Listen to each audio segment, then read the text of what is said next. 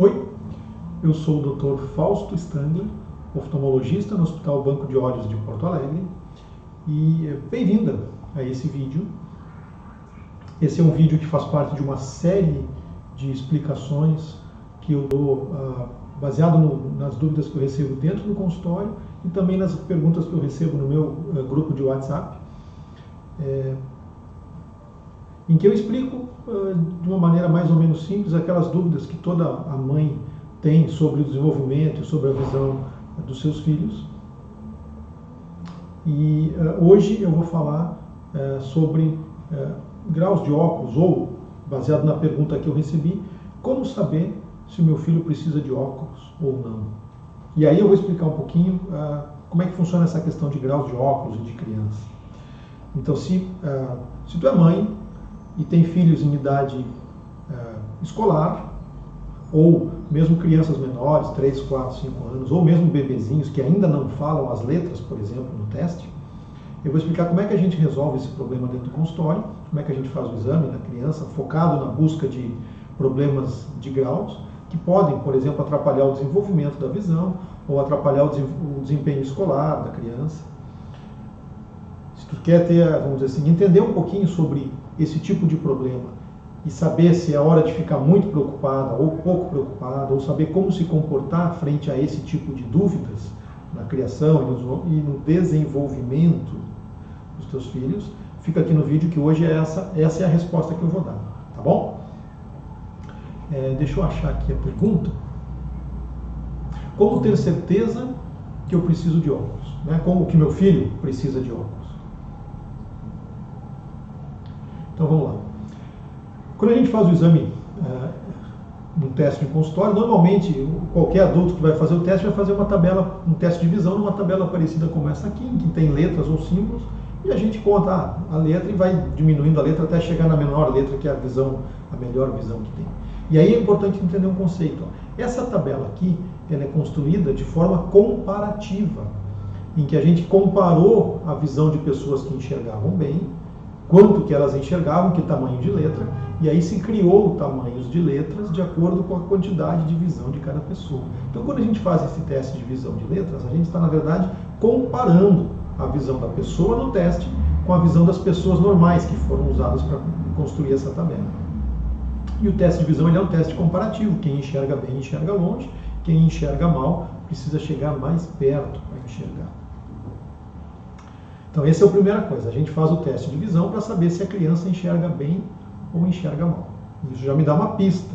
Se ela me conta as letras até o final, provavelmente ela não deve ter um problema muito severo, se é que tem algum tipo de problema, né? E se a criança for menor e não sabe as letras, uma criança não alfabetizada, como é que a gente testa? Algumas tabelas, elas têm um símbolo, como se fosse a letra E, e a letra E fica virada para cima, ou para baixo, ou para a direita, ou para a esquerda, enfim. E a criança faz o sinal para cima, para baixo, para a esquerda, para a direita, e a gente vai, vamos dizer assim, se comunicando de uma forma não alfabetizada, mas ainda assim com uma comunicação adequada, eu consigo saber, a criança consegue me contar o quanto que ela enxerga, e aí sim, sabendo o quanto que ela enxerga, eu consigo estimar se ela tem um problema mais severo ou mais simples, se a gente vai se preocupar ou não, tal qual uma criança alfabetizada. E a criança, a partir dos 4, 5 anos, já consegue ter uma lateralidade bem adequada. E se a criança for menor, 1 ano, 2 anos, um bebezinho de colo, como a gente vai saber se o quanto que a criança enxerga?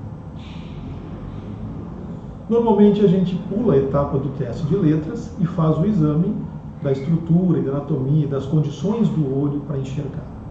Até existem testes que podem me dar uma estimativa de quanto uma criança pequena enxerga, mas a experiência prática nos diz que quando a gente faz a avaliação no consultório da visão, não de forma de letras, mas com objetos, ou como a criança se comporta quando a gente está na frente da criança, isso um examinador experiente consegue fazer rapidamente, sem muita dificuldade. Saber se a criança consegue enxergar bem de um olho ou do outro, mesmo que ela não me conte as letras. Talvez eu não consiga saber a letra bem pequenininha, mas a gente tem uma noção muito confiável se a visão é boa ou não é boa. E aí a gente pula a etapa das letras e faz o exame da estrutura e da anatomia para saber se o olho está em condições de enxergar. Claro que a gente faz isso para as crianças que enxergam as letras também. E esse exame da estrutura, das condições do olho, é feito através das gotinhas que dilatam os olhos com a dilatação das pupilas. Então, em crianças, o exame com a dilatação das pupilas é fundamental. E não tem como a gente saber a real condição da criança para enxergar sem fazer o exame com a dilatação das pupilas. Quando a gente pinga o colírio, duas coisas acontecem. A primeira, como dilata a pupila, fica mais fácil de olhar dentro do olho, para ver o fundo do olho, e em que condições anatômicas a gente tem, se está tudo em ordem, se as engrenagens estão funcionando direitinho, ou se tem algum problema que a gente precisa consertar. E a segunda coisa que acontece é que esse colírio ele paralisa o grau do olho. Esse é um mecanismo que a gente chama de acomodação.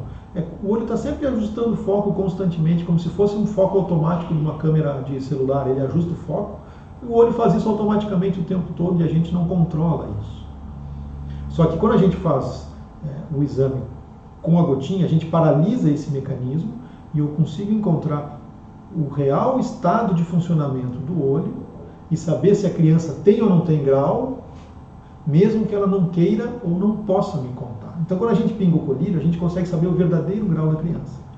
Sabendo isso, eu consigo colocar ela numa média, para saber se ela está na média com as outras crianças, ou acima ou abaixo da média. E conforme for essa posição da criança, a gente consegue estimar se isso vai ser um problema, ou se isso está dentro da média. Mais ou menos como aquela curva de peso e altura que tem na carteirinha da criança, que a gente consegue saber se está acima do peso ou abaixo do peso, e como isso vai se comportando com o tempo. A gente faz isso também com o grau do olho. E a gente consegue, ao longo dos anos, com o crescimento da criança, saber se o grau dela está evoluindo da maneira correta. E aí vem a terceira informação importante aqui, como curiosidade. O grau da criança é esperado que ele mude ao longo dos anos. E a gente precisa saber se essa mudança acontece dentro de uma faixa normal. Por isso que o exame da criança tem que ser feito periodicamente. E a gente recomenda isso uma vez por ano. Então, a pergunta que eu recebi é: como é que eu vou saber se meu filho precisa de óculos?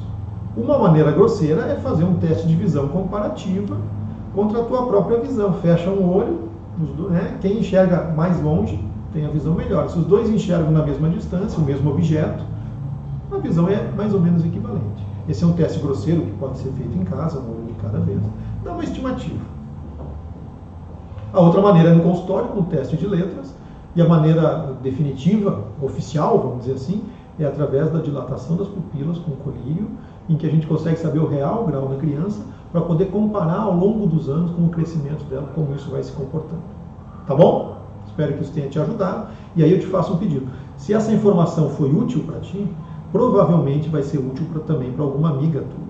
E se tu puder compartilhar esse vídeo e passar adiante essa informação, eu espero que seja de utilidade pública, e quanto mais pessoas a gente conseguir ensinar esse tipo de informação, melhor, bom para todo mundo. Tá? Um abração, tchau, tchau.